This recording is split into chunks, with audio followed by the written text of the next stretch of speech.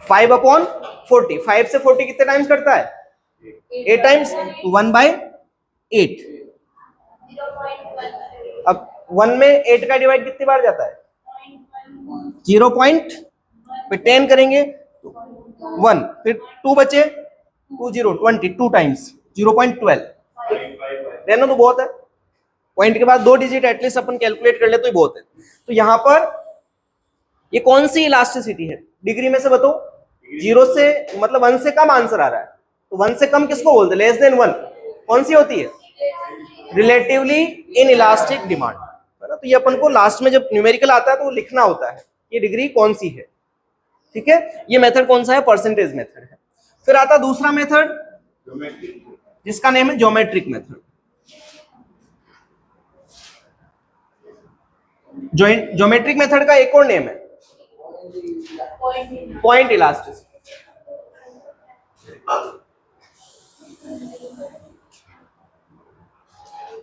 Point elasticity या geometric method, इसका जो फॉर्मूला होता है ईडी इक्वल्स टू क्या होता है? ED equals to lower segment upon upper segment. अब इसमें एक डायग्राम हमें गिवन होता है और इस डायग्राम के अलग अलग पॉइंट्स पर हमें ईडी पूछी जाती है कि किस पॉइंट पर इसकी ईडी क्या होगी। पॉइंट यहां से स्टार्ट हो जाते हैं ए बी सी डी और ई, जैसे 5 पॉइंट्स। वाई एक्सिस पे क्या आता है? प्राइस, और इस तरफ क्या आएगी? क्वांटिटी। अब इन पे अलग अलग पॉइंट पर अलग अलग इलास्टिसिटी होती है। तो पॉइंट ए की अगर बात करें सबसे पहले, पॉइंट ए का लोअर सेगमेंट क्या है? ए से लेकर के ई तक, तो ए ही लिखेंगे। और अपर सेगमेंट कुछ है क्या इसके? कुछ नहीं है, तो इसमें 0 लिखेंगे। 0 का डिवाइड किसी भी वैल्यू में करेंगे क्या आता है?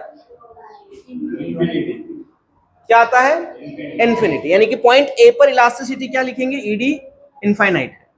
इसी तरह से पॉइंट बी होगा, पॉइंट बी पर लोअर सेगमेंट बीई और अपर सेगमेंट बी ए। इसमें क्या बड़ा है? बीई ग्रेटर देन बी ए। तो जब ऊपर जो वैल्यू है वो तो बड़ी है और नीचे वाली वैल्यू क्या है? छोटी है। ऊपर मान लो 20 है, नीचे 10 है, तो 20 में 10 का डिवाइड करेंगे तो 2 आएगा, यानी आंसर 1 से ज्यादा आएगा। और 1 से ज्यादा आने को क्या बोलते हैं? ईडी इज ग्रेटर देन 1, यानी कि रिलेटिवली इलास्टिक डिमांड। तो यहां पर क्या लिखेंगे? ईडी जो है वो ग्रेटर देन 1 है। पॉइंट सी पर आते हैं, तो पॉइंट सी जो है उसमें क्या हो रहा है? सीई अपॉन सी ए, और दोनों का डिस्टेंस ऑलमोस्ट इक्वल है ना। तो इक्वल में क्या हो जाता है? ईडी कनेक्टेड 1 हो जाता है। तो सी पॉइंट पर ईडी क्या है? 1 है। ऐसे डी पॉइंट पर क्या आएगा बताओ? लेस देन 1 होगी, और ई पॉइंट पर ईडी 0 हो जाएगी। तो इस तरह से हम पॉइंट के बेसिस पर इलास्टिसिटी को कैलकुलेट कर सकते हैं। अगला जो मेथड है वो है एक्सपेंडिचर मेथड या total outlay method, method number 3। जो थर्ड मेथड है उसमें 3 तरह की हम इलास्टिसिटी की डिग्री कैलकुलेट कर सकते हैं।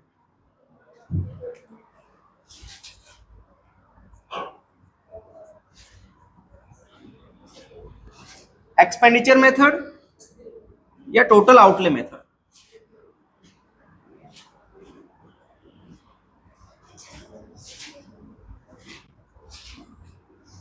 सबसे पहले इस मेथड में हमें टोटल एक्सपेंडिचर या टोटल आउटले कैलकुलेट करना होता है।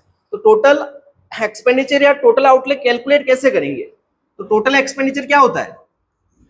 प्राइस और क्वांटिटी का मल्टीप्लाई। प्राइस और क्वांटिटी को मल्टीप्लाई करेंगे तो क्या आएगा? टोटल आउटले या टोटल एक्सपेंडिचर। फिर अपन को क्या करना है? कंपैरिजन करना है प्राइस को और टोटल एक्सपेंडिचर को।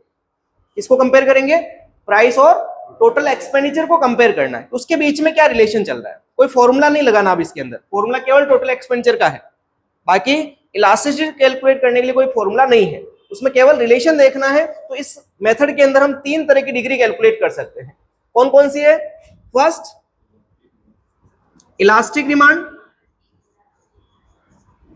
दूसरी, इन इलास्टिक डिमांड। और third, unitary elastic demand.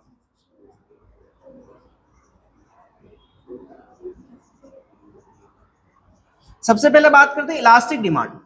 Demand elastic कब होगी? जब प्राइस और टोटल एक्सपेंडिचर में कैसा रिलेशन हो?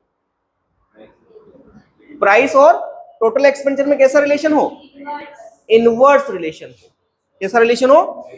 इनवर्स या नेगेटिव रिलेशन। यानी कि जब प्राइस बढ़े लेकिन टोटल एक्सपेंडिचर क्या हो जाए? कम हो जाए, या फिर प्राइस कम हो और टोटल एक्सपेंडिचर बढ़ जाए, तो इसे हम क्या कहेंगे? इलास्टिक डिमांड कहेंगे। यानी कि जब प्राइस और टोटल एक्सपेंडिचर में कैसा रिलेशन? इनवर्स रिलेशन, तो उसे हम कहेंगे इलास्टिक डिमांड। एग्जांपल के तौर पर किसी कमोडिटी की प्राइस और क्वांटिटी हमें दे रखी है। प्राइस 20 से 10 से 20 हो गई, प्राइस क्या हो गई? 10 से 20। अब जो क्वांटिटी डिमांड थी हमारी 20 थी पहले, प्राइस जब बढ़ती तो डिमांड कम हो जाती है, तो इस पॉइंट पर टोटल एक्सपेंडिचर कितना था? मल्टीप्लाई करना पी और क्यू, 200। तो जब प्राइस बढ़ी 10 से 20 हुई तो टोटल एक्सपेंडिचर क्या होना चाहिए इस मेथड के हिसाब से? इनवर्स रिलेशन है ना, तो प्राइस बढ़ी तो टोटल एक्सपेंडिचर क्या होना चाहिए? कम होना चाहिए। तो 200 से हमारा टोटल एक्सपेंडिचर कम होगा। कब होगा? जब 20 रुपए प्राइस पर हम कितनी क्वांटिटी करें? 10 से कम ही करेंगे तभी होगा।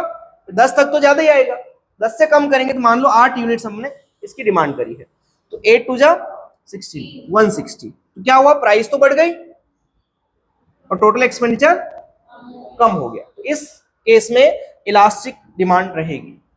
दूसरी degree inelastic demand. Inelastic demand कब होगी? जब प्राइस और टोटल एक्सपेंडिचर में कौन सा रिलेशन हो? Positive relation. तो यहां पर हम लोग लिखेंगे when price of commodity increases then total expenditure also increases, or when price of commodity decreases then total expenditure also decreases. There is a positive relationship between price and total expenditure. और इसका example अगर अपन देखें तो price यहां पर again हम वही लिख रहे हैं 10 और 20। डिमांड भी पहले कितनी थी? 20 थी, और टोटल एक्सपेंडिचर इस पर कितना आ रहा था? 200 आ रहा था।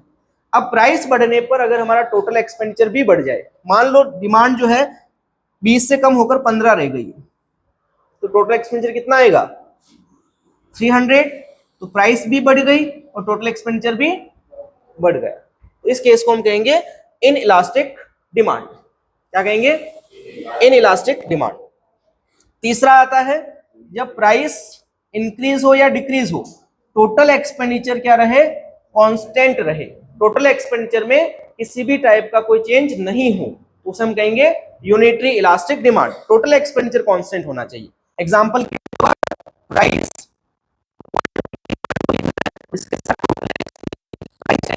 हो गया, डिमांड पहले टोटल एक्सपेंडिचर भी कितना था? 200 था। अब प्राइस बढ़ने से क्वांटिटी डिमांड हमारी कम होकर कितनी रह गई? 10 रह गई है, तो टोटल एक्सपेंडिचर कितना रहेगा? फिर भी 200 रहेगा। प्राइस इंक्रीज हुई लेकिन टोटल एक्सपेंडिचर जो क्या है? कांस्टेंट है। तो इस केस में इलास्टिसिटी क्या है? यूनिटरी इलास्टिक डिमांड होती है। तो ये हमारे तीनों मेथड है। अब एक टॉपिक बचता है last, factors affecting elasticity of demand. Factors affecting वाला टॉपिक भी इंपॉर्टेंट है।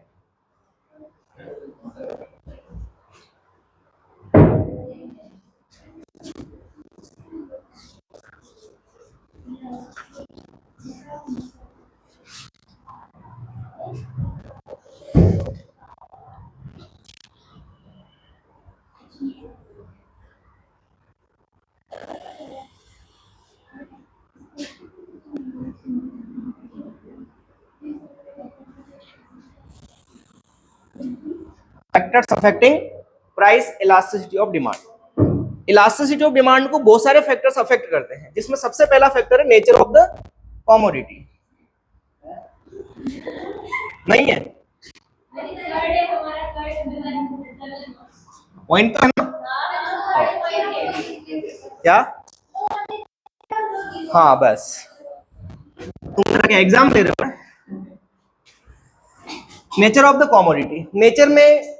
नेचर का मतलब कमोडिटी किस टाइप की है? नेसेसिटी का पार्ट है या वो लग्जरी गुड्स का पार्ट? अगर कोई कमोडिटी नेसेसिटी है तो क्या होगा? नेसेसिटी में प्राइस में चाहे कितना ही चेंज हो जाए, हम डिमांड उसकी कांस्टेंट ही करते हैं। यानी प्राइस बढ़ भी गई तो भी उतनी डिमांड, प्राइस कम हो गई तब भी उतनी डिमांड, यानी कि प्राइस चेंज होने पर भी डिमांड में चेंज नहीं आ रहा है।